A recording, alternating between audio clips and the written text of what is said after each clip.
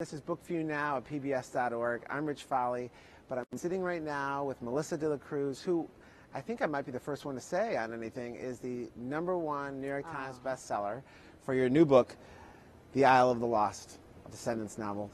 Congratulations, first of all. Thank you. Thanks, Rich. How It's great cool to is that? be here. We talked before that you haven't had a #1 New York Times bestseller. Close. No, close. #2. Yes. This is your first #1. First #1. That's awesome. Yes. Oh, it was amazing. Yeah, we're really excited for you. Thank you. Let's talk about this book because it's the first in the series, Yes. and I don't know how many you're planning, but I do know that it's based on the upcoming Disney movie. Yes. Tell me how this all came about. Sure. I've been with Disney for over 12 years, and my editor, actually the publisher, asked me to lunch, and I thought, oh, you know, Disney's moved out to California. I'm sure it's just like a girls' lunch. You know, I was looking forward to it. But that morning, I had told my agent, you know what I want to do? I want to do a fairy tale retelling. And at lunch, Jean said, you know, we're doing this project about the kids of villains, and it's going to be a Disney Channel original movie, but we think it should also be an original book series. And I said, this is so crazy. I was just telling my agent that I wanted to do fairy tales. I was like, sign me up. I'm in. So from there, you know, we just kind of ran with it. I love the fact there's a synergy that you guys found each other almost organically. Yeah, no, it was a little bit crazy because just that morning I had said I wanted to do fairy tales, and then she handed me the entire Disney fairy tale canon. Yeah, well, the children of the evil Disney characters is such a fun, like enjoyable little place to play, especially when you talk about like the sort of pressures of being, you know, one of those children. Tell us about the children in the book. And because there's such a huge Disney fan base out there that love these characters, and the fact they can dive in deeper, so much fun. So it is the children of the 4 kind of most famous and most evil Disney characters. It's the daughter of Maleficent, Mal, the daughter of the evil queen from Snow White, Evie, Jafar's son, Jay, and Cruella de Vil's son, Carlos. So in my book, you know, I kind of saw it as ultimate Disney fan fiction. Like, what happens after all those movies? What happened after Sleeping Beauty? What happened after Snow White? And it's they all died, and then they found themselves, you know, trapped in this island. So the script had already been written, but they wanted me to kind of flesh out the background of the characters and the story before the story in the movie, because the book is a prequel to the movie. Right. So how much freedom did you have to really play with those characters yourself and to come up with some of those ideas? And because obviously you came to it with your own thoughts about what you wanted to do. Could you maneuver and do what you wanted once you were writing the books? Oh yeah, no, I mean, it was definitely an interesting process because I've written over 35 books. They've all been my own imagination and world. So it was a little bit like having adopted children, you know, and a lot more parents in the brew. So working with the channel, working with Disney Creative and franchise, we all kind of figured out the big, you know, points of the book. And then once everybody kind of signed off on that, I got freedom to do whatever I wanted and play in the world. Yeah. The retelling is like such a fun idea. We had Gregory Maguire on this yesterday, and obviously he's made quite a career for himself with The Wizard of Oz, and now he's got a new book out with Alice in Wonderland called After Alice.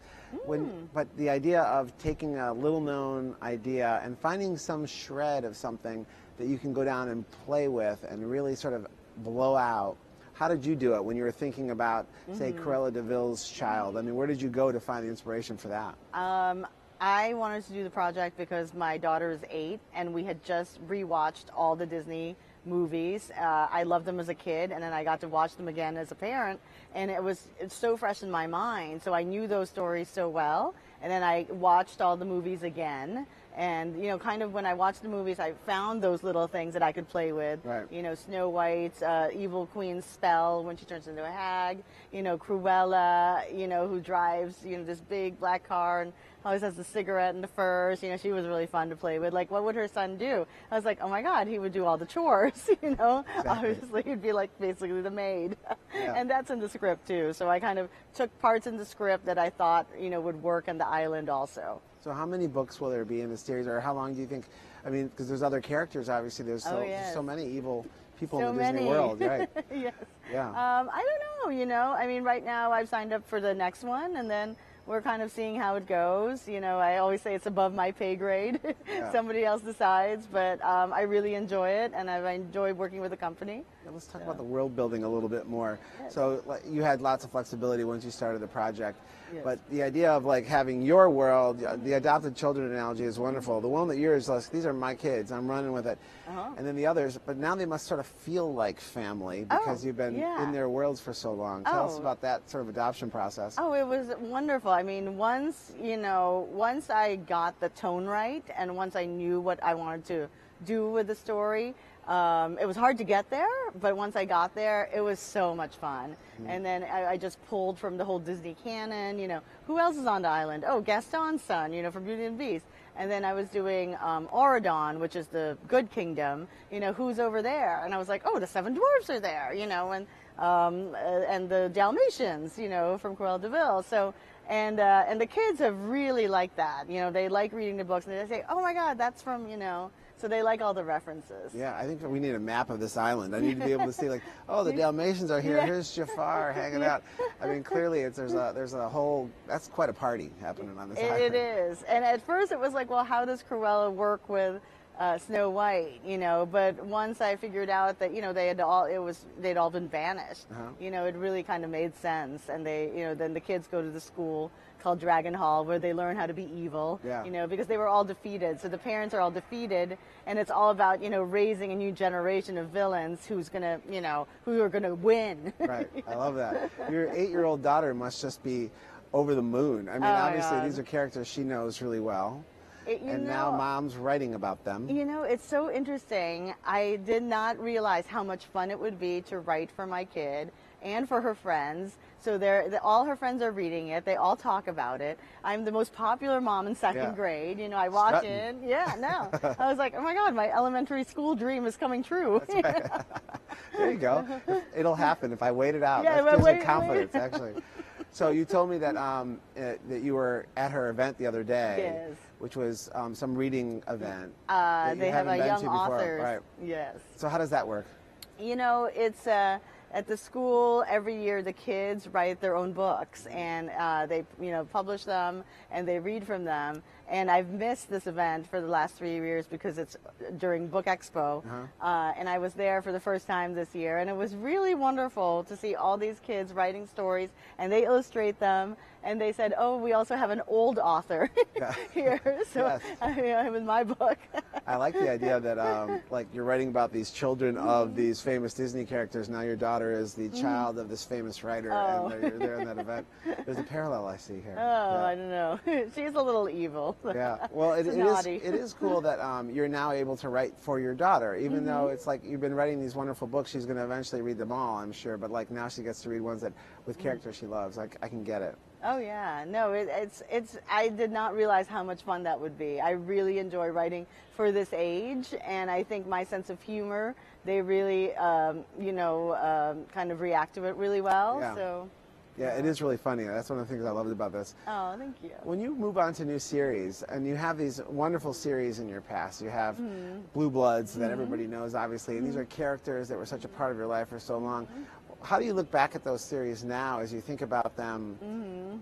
I mean, you knew them so well as worlds you were in the middle of, and now you keep moving on. You just talked about how many books you have. There's so many. Yeah, you know, I look back on them pretty fondly. You know, but it's funny because I forgot, you know, certain things, like when did I write about that? Was it book 6 or book 3? Yeah. And then I discovered there was a Blue Bloods Wikipedia page, and I was like, oh, that's so cool. Like, and here's like my, you know, I was like, I forgot about that, you know. Yeah. And, you know, I really enjoy writing the books. So it's like while I'm writing them, I'm completely in that world.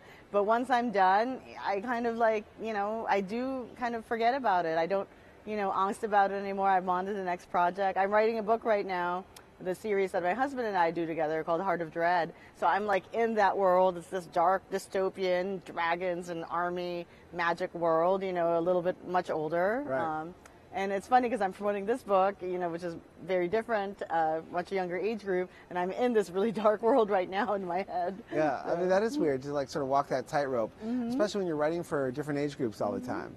Yeah. I mean, do you do anything to sort of prepare yourself for your day as you're thinking about it? I mean, we talked yesterday to some of the authors who who are like Maggie Stiefvater, who's writing some really older, darker stuff, and then she's writing now for her younger kids. Yeah. And she has to really sort of separate. Yeah. How do you do it? Yeah, I think you have to do it kind of one at a time. Yeah. And then I think, you do, in a way, have to think about that age group a little bit. So in Isle of the Lost, it's all about friendship, And at first, I really wanted it to have a romance, but, we just couldn't find a way to make that really work. And then so I focused on the friendship, and it turned out when you're 8 years old, 10 years old, it's all about your friends. Like, that's who you care about. Who's going to hang out with you? Who's your best friend? Who can you lean on? Like, it's not really about your boyfriend, your girlfriend yet. Right. So it really appeals to the kids in that way because it's talking about their own experience, at that age. Well, there's one thing that I know is really interesting when you finish a series, and that can't ever happen again when you're done, is that that sort of waiting for the next book that happens with your books, with Harry Potter, with all those books where when you're in the middle of the shoot and you just can't wait for the next one. Yes. Then they're all done, and the kids can sort of binge read, like watching a Netflix series or something. Yeah, they read all 7. In like 2 weeks, they're caught up, and you're like, that you didn't have any of the moment-to-moment waiting 6 months, a year for the next book to come out. So it's a totally different experience, but it's wonderful to see people still, enjoying all of those series. Yeah, no, it's a different experience too if you read them all in a week, right? Rather than waiting 7, each year. I wonder if it's better or worse. Like, is it easier? Because then you would get all the old school Melissa. I like the I like the wait. I like the pain. I like the wondering. I like the making me just right. I want a midnight party. I like a midnight party. Oh, me too. Me too. Well, I hope we have some more midnight parties for these books. This is really cool. We're looking forward to it. And I think once the movies available too on Disney, that I think there's going to be a lot of people who. Even more people that are discovering this, but right now you're doing pretty well at #1. Thank you. So congratulations for that. Thank you so much, Rich. It's great to be here. Yeah, it's great to have you at PBS, and I appreciate you visiting us today. Thank you. All right, take care.